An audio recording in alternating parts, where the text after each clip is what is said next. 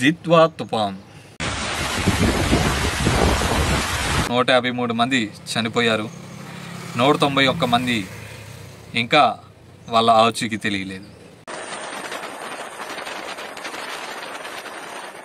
అసలు ఏం జరిగింది? నవంబర్ నెల 27, 2025న జరిగిన ఈ సంఘటన ఎంతో బాధాకర విషయం.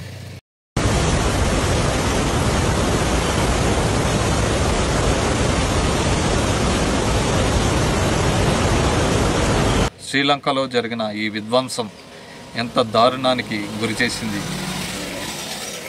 ఎంతోమంది ప్రాణాలు కోల్పోయారు. ఎంతోమంది ఆ మనుషులు ఎక్కడ ఉన్నారో కూడా తెలియదు.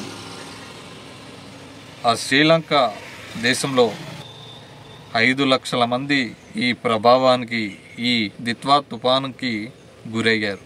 శ్రీలంక దేశ ప్రధాని ఎటువంటి ఇబ్బంది కలగకుండా వాళ్ళకి ఫుడ్ కానీ వసతి కానీ చాలా కృషి చేశారు.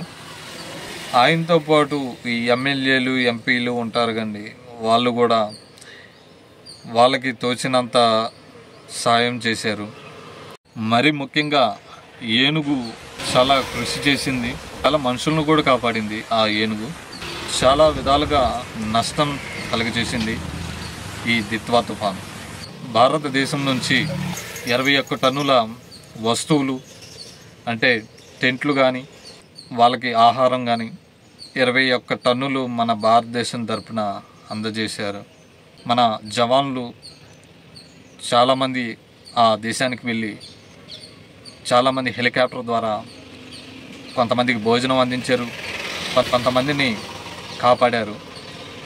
కానీ దిత్వా తుఫాను శ్రీలంకని చాలా ప్రభావానికి గురి చేసింది. మన భారతదేశంలో కూడా తమిళనాడు, మన కోస్తా రాయలసీమలో భారీ వర్షాలు చెప్పారు. వాళ్ళకు కూడా జాగ్రత్తలు వహించండి అని మన రాష్ట్రం తరపున, మన భారతదేశం తరపున చాలా ఎట్టకేలకు దిత్వా తుఫాను తగ్గుముఖం పట్టాలి. జై హింద్.